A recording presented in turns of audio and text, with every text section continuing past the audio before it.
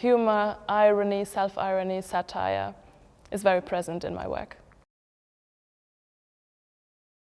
I trained in London at Laban and the Royal Academy of Dance, and then I was part of EDGE, which is the postgraduate company of London Contemporary Dance School.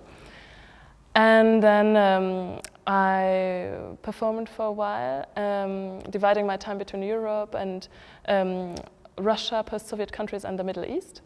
And then I started quite soon to make my own work in 2015. I have shown my first 2 works there at the Resolution Festival.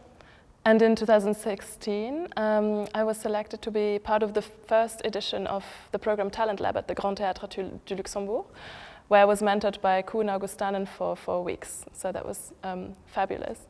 And then in 2017, I was awarded the Luxembourgish National Dance Award for my last production, Bal. It was a production that dealt with concerns of fake news and nation branding.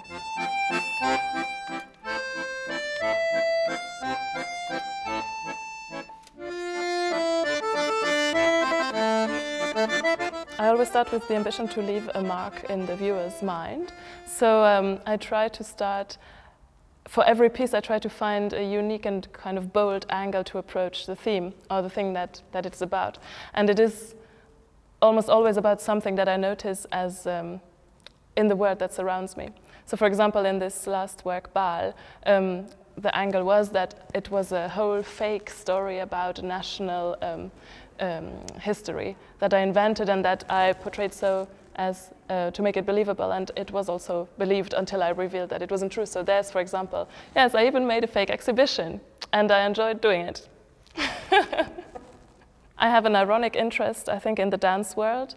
And I think until now in every piece this comes through on some minor level, more or less minor level. Sometimes it allows me to make material that I wouldn't otherwise be able to justify with myself to put in the piece. And, but it is also this self-referencing, self-irony that is a way for me to make sense of the world that I live in and my own context, but at the same time to also question it. I think this scene is very cheesy. I mean, come on, you don't see it? We are both dead in the floor with this dead music at the top of our head. Come on, it's full of cheese, man. Full of, I mean, it's like, it's evocative. And I was trying to create an atmosphere. And I felt that I was already getting through to the audience. I mean, I was being like sensitive and authentic. It was not authentic at all. Like, I'm interested in forms of storytelling and popular culture, like, for example, fairy tales, poems, documentaries, video games, TV shows, and then inhabiting them and subverting them and deconstructing them in different ways. I like to entertain the audience as a performer and also as a choreographer. Not only, I think I try to raise questions with the work about identity, reality, things that I notice in the world, while I try to be engaged as a citizen and also as an artist. So I always try to find something to confront or to question or to evaluate, re-evaluate.